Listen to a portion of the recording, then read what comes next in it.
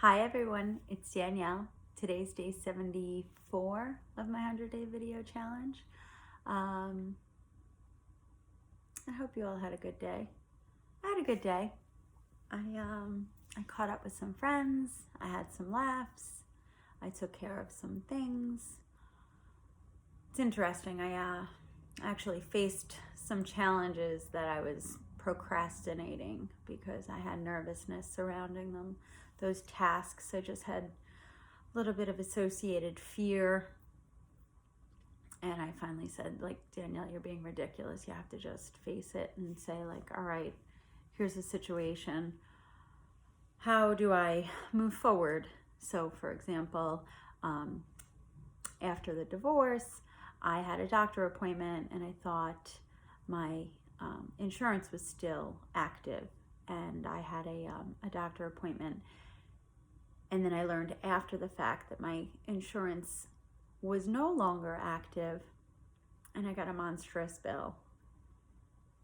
And I put it off and put it off and put it off because I was just like, oh, I don't have that money right now. I wasn't expecting it. I wasn't planning for it. I wasn't budgeting it.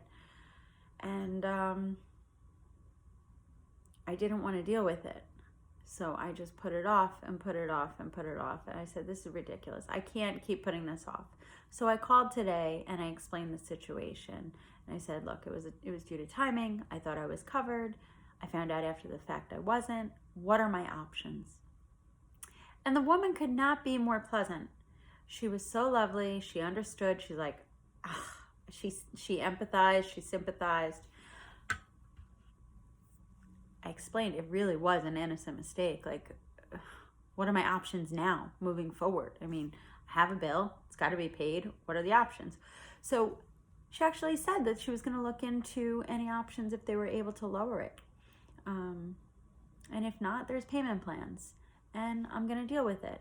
And I just feel like there was an enormous burden lifted from my shoulders because I have to do the accountable thing. I have to be responsible. I'm a grown-up. I know it's not pleasant. Bills are part of life. I have to own my shit.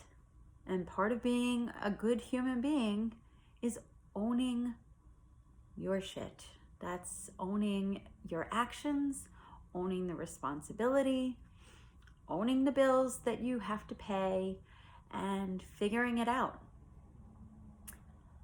I'm going to have to look at options for my finances and really become more reserved in my spending. I can't be as frivolous. I need to be a little bit more resourceful in cooking meals and less shopping and less coffees. And, these are all parts of being responsible. And I've been so blessed in the past where I've had to, maybe be less conscious of it, or I had more discretionary money to play with. But throughout time there's ebbs and flows. When I was making a lot of money, my bills were a lot higher. Now I'm making less money, my bills are not as high, but there's going to be good times and then there's going to be times that are a little tighter, and we're approaching the holidays. But what's not okay is not dealing with your shit. So if you make a mistake, you got to own it. And you got to say, like, look, I made a mistake. How do we proceed? I'm sorry. This happened. How can I fix it? And more times than most, you'll be amazed to find that when you own it and you fess up to it and you say, like, hey, I want to make this right, the other party will work with you because they see there's an effort to try to make it right. If there's a bill that's owed, you say, I want to be able to figure out how to pay this. I don't have it right now. What are the options that we can do this? Then they see there's a conscious, honest effort to try to make it right, and you work forward with it together. It's just honesty and transparency. And fear can really be debilitating. People are like, oh, I don't want to hurt somebody's feelings. So that can make you procrastinate facing a decision that you may need to face, or taking action that you may need to take. if you know in your heart something has to be done, you got to rip the Band-Aid off and you got to face it. You got to do it.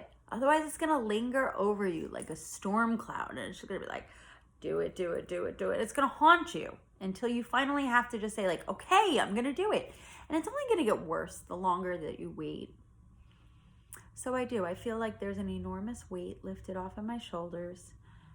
The same thing goes for grudges. You know what? Grudges just make you feel like crap. It makes everybody feel like crap. And for what? To what end? What does it accomplish? Don't hold a grudge. Like, move forward. If you caused offense, own it or sever ties, however you choose to deal with it. But like, don't get caught in that purgatory of like letting the energy sit there. And I recognize with that bill, it was sitting there. I'm like, oh, I see that bill. Damn you, Bill. And it just, it had to be paid. So now there's forward movement. I'm going to follow up with them in 5 days. They have the claim. We're going to talk about options and I feel better. We're going to move forward. We're going to figure it out. And I think that if it's a conversation you have to have, it's something you have to do, if it's a bill you have to pay, if it's a task that needs to be done, just don't let fear hold you back. Because once you know and once you take forward action and once you take movement, you'll be relieved and you'll start feeling better when you're working towards resolution. It's part of growing up. I know it may seem scary. You might be afraid of hurting someone's feelings or of the consequences or having to make adjustments. It might be unpleasant. Sometimes things are unpleasant, but you're going to get through it and you're going to feel better because it's not going to be lingering. It's not going to be hovering. So,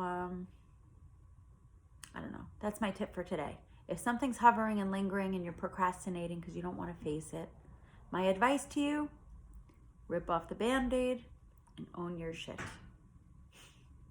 I hope this helps you. I know it helped me today. All right. I'll see you tomorrow. Bye.